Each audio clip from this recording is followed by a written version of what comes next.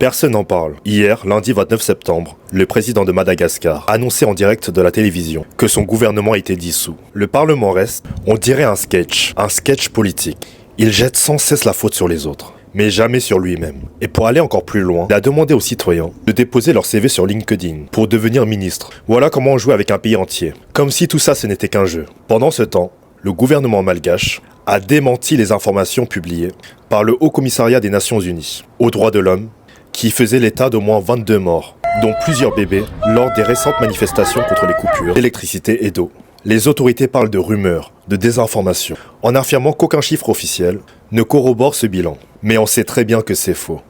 Car l'ONU a réagi, a officiellement reconnu la gravité des violences commises contre les manifestants, en dénonçant une réponse inhumaine et disproportionnée face à des protestations pour des droits aussi élémentaires que l'eau et l'électricité. Quand l'ONU parle de choc dans son communiqué, c'est parce qu'on parle d'une population entière qui se lève pour vivre dignement et qui se fait réprimer brutalement. Et ça, beaucoup ne le comprennent pas à l'extérieur. Ils pensent que ce ne sont que de simples vidéos, de simples images choquantes qui circulent. Mais non.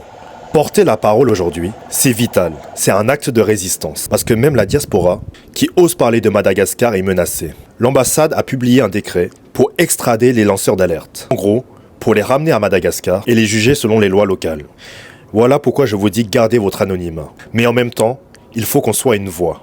Parce que si chacun prend la parole, on ne pourra pas arrêter tout le monde. Et pendant que le président joue avec les médias, il sait comment créer du buzz. Quand il balance à la télévision qu'on peut postuler pour être ministre sur LinkedIn, il sait que toutes les actualités vont s'inonder de cette phrase absurde. Et pendant ce temps-là, hier soir à 22h, des étudiants étaient encore piégés, encerclés par les forces de l'ordre. Leur seul tort, c'est d'avoir manifesté pour un avenir meilleur. La nuit tombée, les familles restaient sans nouvelles. L'angoisse montait et personne ne relayait leurs appels de secours. Le président n'en a pas parlé. Ce président, Andry Rajoelina, joue aussi sur des leviers politiques très concrets. Il n'hésite pas à distribuer le sucre, de la farine ou d'autres produits de base pour se donner l'image d'un sauveur, alors qu'il manipule tout ça comme une arme politique. Il a même été naturalisé français en 2014. Et depuis, il essaie de cacher cette double nationalité à la population. Mais selon la constitution, un malgache qui demande une autre nationalité perd automatiquement sa nationalité malgache. Autrement dit, en devenant français, Rajoelina aurait dû perdre le droit de devenir président. Comment un président malgache peut-il défendre son pays alors qu'il possède la nationalité de l'ancienne puissance coloniale? Quand Emmanuel Macron est venu à Madagascar, le président a fait en sorte que la ville soit totalement nettoyée pour sa venue. Les populations les plus pauvres, celles qui vivaient dans la rue,